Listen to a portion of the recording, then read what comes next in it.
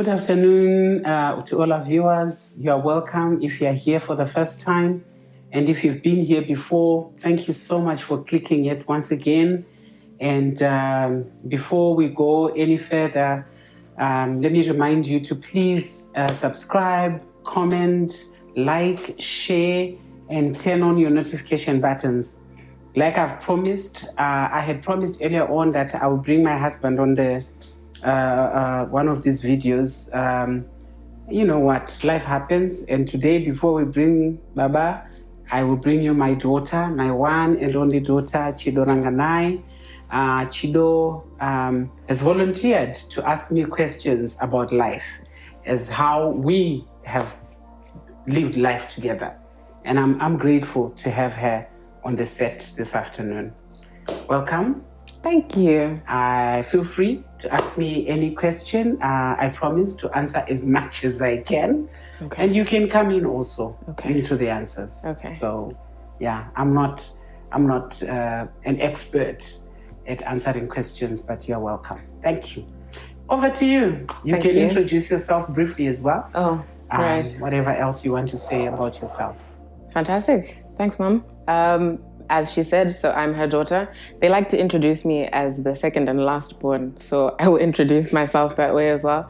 I'm Chido Ranganai, my Ranganai second and last born. I'm 25, and I've had a wonderful time with this woman over here being my mother. So thank you for having me. I hope you enjoyed today's conversation. It'll be mother-daughter questions, and if she decides she wants to, I'll be able to know whether my mother's telling full truth or not. Hopefully we'll have 2 sessions of this mother-daughter experience. Yes. Yeah. Are you ready for question number 1? Yes. Okay. Oh, before we do that, sorry. Yes. I normally want to start with the scripture. And today it's Ezekiel chapter 16. I'll just read verse 44. And I usually will read it in Shona and in English. Do you know any other language other than Shona and English? You know, French is what you sent me to school for, but... Can you read French? I can read it, hey? You can to read read, French. I can read. Yeah. So we'll try and see if we can do a French version of it. Why not? Why not? Anyway, Ezekiel chapter 16 verse 44 says, the Lord said, people will use this proverb about you, Jerusalem, like mother, like daughter. There's a whole lot of other things that explains, you know, what that was supposed to mean. But let me just read it in Shona as well. In Shona it says, still Ezekiel 16 verse 44, tarira mumwe no mumwe anobata netsumo, achabata tsumo iyi pamusoro pako achiti, sezvakaita mai, ndizvo zvakaita mwanasikana wavo. So according to scripture, there exists a thinking or a position like mother, like daughter. So hopefully this conversation will show us that, you know, like me, like you. Yes. Let's get on with it. You ready? Yeah. Question number 1. I like this question, and I know you like it as well. So at what stage did the mutual respect between mother and daughter, so you and I, when did that begin to materialize for you? Wow, that's a very good question. I think that I've always respected people across the board, whether it be my child or any other person. I make it a point that I respect people. And I respect the old as I respect the young. So for me, it doesn't really matter that you are my child. As long as who you are or who you are becoming is worth of my respect, I will respect you. So specifically about you, I remember the day we were driving to school, and I think you were in grade 1, around the age of 6. I know the story. You know the story, right? And I think we were approaching the corner of then Enterprise Road and Herbert Chitepo, going to Bishopsley, and you said you wanted to be born again. And I said, and you were asking, so what do I do to be born again? Where can I be born again? How can I be born again? There were so many questions coming. And I said, you know what, you can do it now. And you said, oh, really? And I said, yeah. And so we had a little conversation, and I said, pray this after me. We were still driving to school. By the time we got to Bishopsley, you had received Jesus as your Lord and Savior. And what was the question again? At what stage did the mutual respect between mother and daughter begin? So from that day, yeah. my respect was that it just emphasized what I thought I had known about you. Which was what? Which was that Chido is very clear-minded. Okay. Chido is very observant. And she's very, I don't know how to say it. She knows what she wants out of life, out of this world. Because, I say so because when you were like 2.5 years old, you asked to go to school. I did. Yes, you asked to go to school. And when you started going to school, which was a Montessori nursery school, you would refuse to put on, clothes that I would put for you. Your clothes combination was funky, was better than what I would have done it. And it just gave me an idea that, look, little as she is, her mind is working. And for that, I made a note. But when you then decided you wanted to give your life to Christ, I realized that, this girl is worth of my respect, worth of my observance in as far as who she is and who she's becoming. So I would say as far back as around the age of 6. Oh, wow. I didn't know it was all the way back then. Yeah. Well, that's nice to hear. Yeah. It's nice to know. I guess from my perspective, I never got the sense that you didn't respect me. Okay. I think you were always kind. I'll start off there. So you were a kind mother. And I think because when you're younger, that's, you sort of equate respect to kindness or to how nice someone is to you. So I knew growing up, I said, oh, my mother's nice to me. Okay. But I saw how you treated other people and I thought, oh, she's very kind to the people around her, very loving, very welcoming. So I grew up knowing you were a good person without necessarily understanding the depth of where that came from, for example. So I think for me to name a specific moment was the day. So I respected you growing up just because of that one fact. And then eventually when I grew my own understanding, I made a decision. My brother and I made a decision one day to discover who our parents were as human beings. Yeah. I must have been 19 maybe. And we started pursuing conversations with our parents. And it was upon finding about my mother's childhood. So I'd always known roughly what your childhood was. But I think hearing the experiences you've been through and the different lives that you've touched, and we grew up with this. Yeah. So I knew my mother's a big person. Oh, Mairangana, she's worked with so many people. But I think hearing your life story made me understand that, no, you are genuinely an upstanding citizen. You are a humble woman of God, someone who is deserving of respect, not because you command it, but because you're so hospitable. So that's what I would say. Thank you. Thank you very much. Okay. Next question. You ready for the next one? Maybe before the question comes, would be important if other people could comment, not just about us, but about mutual respect between mother and daughter or between a parent and a child. Right. Because to me, I've realized as a person that, you know what, people are worth of respect, regardless of their age and regardless of how you are related to them.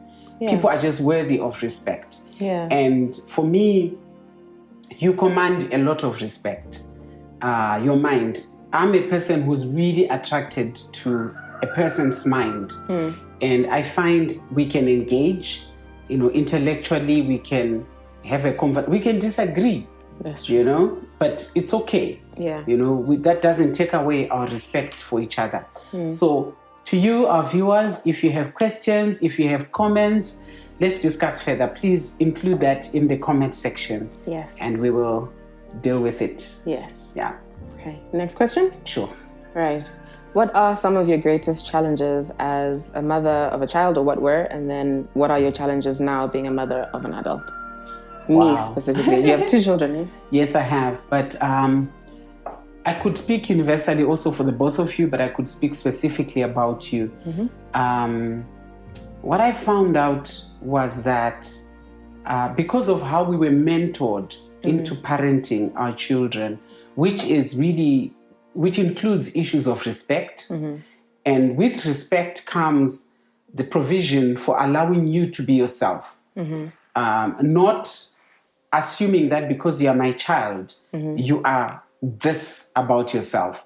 So I've always come from the school of thought that Chido is her own person, and even as a child, which is why when you said you wanted to go to school at the age of 2.5, we considered it and we made it happen. And when I would be dressing you up for school in the morning, you would have a choice in terms of what you wanted to wear. If you thought you didn't like whatever it is that I would have picked out for you, because nursery school was not uniform. So I respected that. I didn't mind you picking on whatever it is that you wanted to wear. And that helped me to begin to allow you to be yourself as a child. So I never think that because I'm your mother, I must choose for you. You know what I mean? I must choose your clothes. I must choose. I always believe to include you into my process of coming up with a position regarding everything.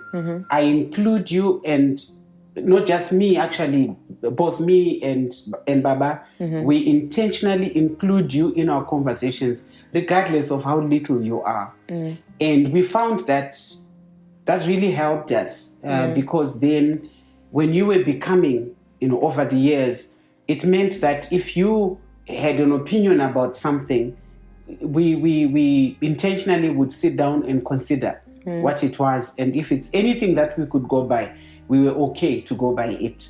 However, when you were growing older, I realized that as a mother, I needed to reserve my right to mother you.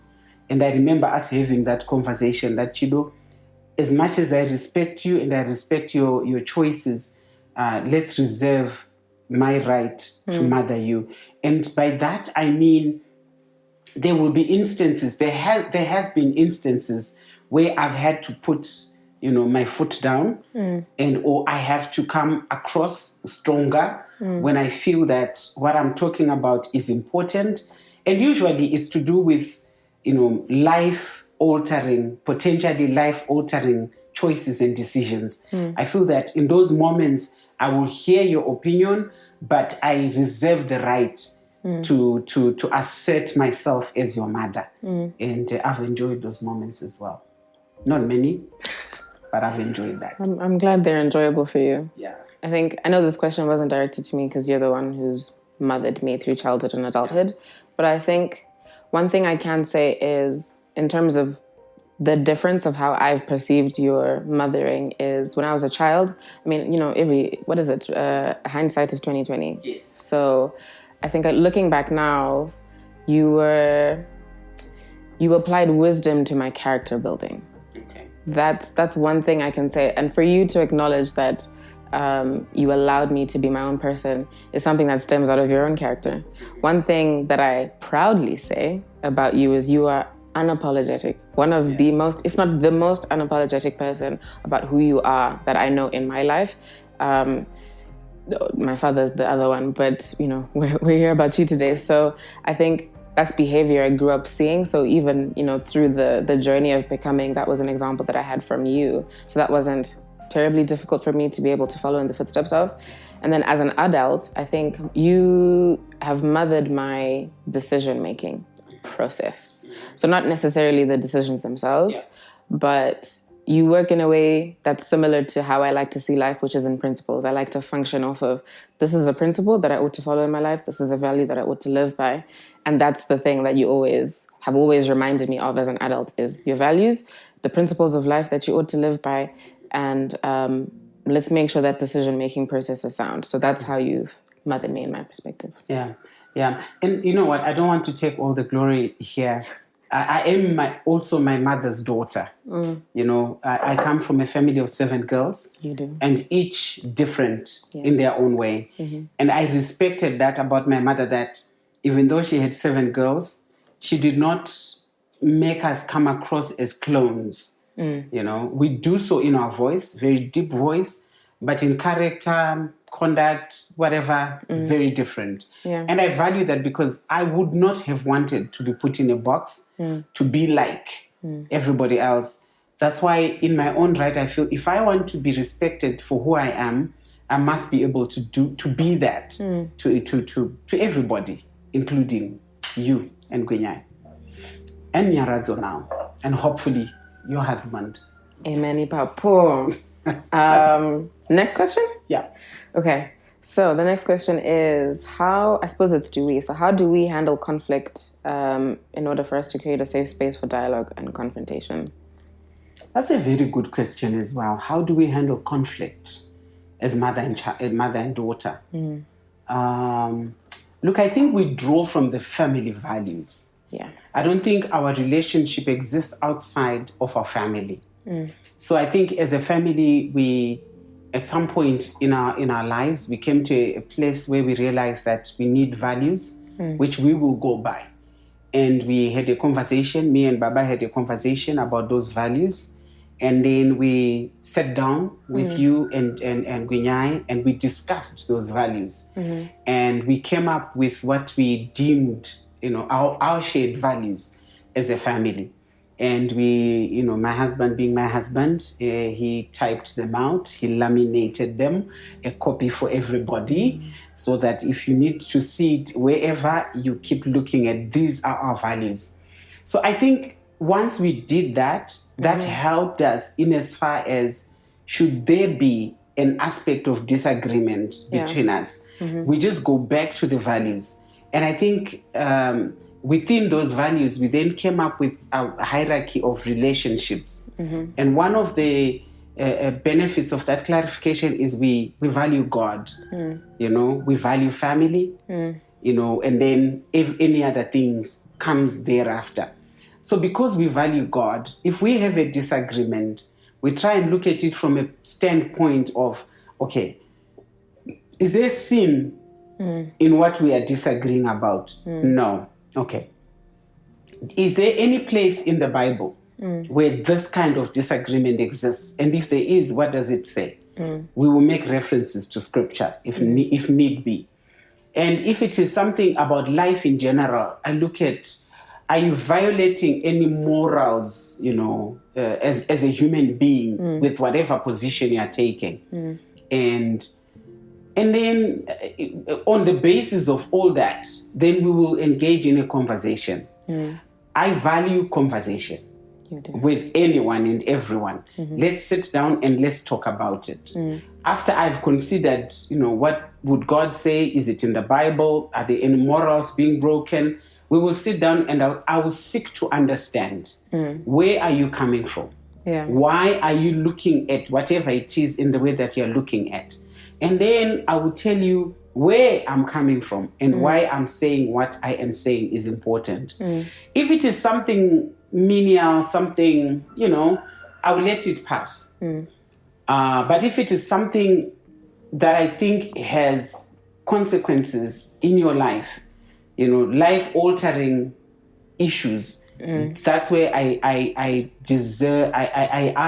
reserve the right to mother you in that instance, because I would have given you permission to explain yourself and to bring me up to speed with however you're seeing life at that moment in time. But at the back of my mind, I keep reminding myself that I'm the mother in this conversation. And I must be able to come across with a position that shows you direction. Not necessarily the finer details of things, but at least the direction that I want you to take must be clear for you to see. And I think with that approach, I actually don't know that we have had conflicts. I know I've had my own position about dress code, and I actually think it's the only aspect for which we have had beautiful conversations.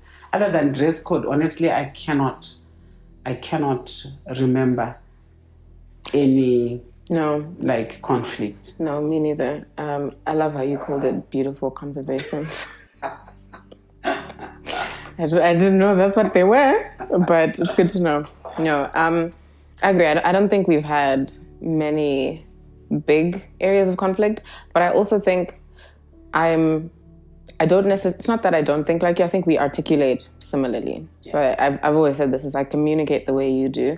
So growing up, I suppose my perspective of any conflict or disagreements we ever had was I recognized we don't raise our voices in this house. That was one thing. And we give each other the space to speak about where we're coming from in terms of a different perspective. So I think that followed me from a young age. So eventually when I got to my teenage years, because that's usually where most of the conflict lies, is I would always remind myself to be patient to hear where you were coming from, because I could recognize the frustration in myself that I wasn't being heard. So for me, growing up, it was I'm not being heard by my mother, I'm not being heard by my parents. And so what I had to be patient about was, okay, yes, you may not feel like you're being heard, but what are they saying about what they're understanding of your perspective? So, and you would do it, I suppose, very practically. You would always say, is this what you're saying? This is what I hear you saying. And I use that to this day with other people. But that taught me to not only do that for you as well, but to do that for myself, to understand why I felt like we were having whatever conflict was there. So I can only generalize, but like you said, I don't think we've ever had any major conflicts other than the beautiful conversations that we've had. Thank you. Do we have time for one more question? Yeah, I'm sure we can have one more question. But also to our viewers, please come in, comment. Let's add on to this conversation, because I think it's very important for generations to be in sync in life. I don't think that we are very similar. I actually know that we are different. But there has to come a place of congruence. Yes. Because we are related. True. We're related, we're relatives here. So we have to there has to be that place where we come together. And for us, my husband would like to call it our common denominator. And our common denominator is God, is Christ, is the issues of salvation. And that guides us in everything that we do.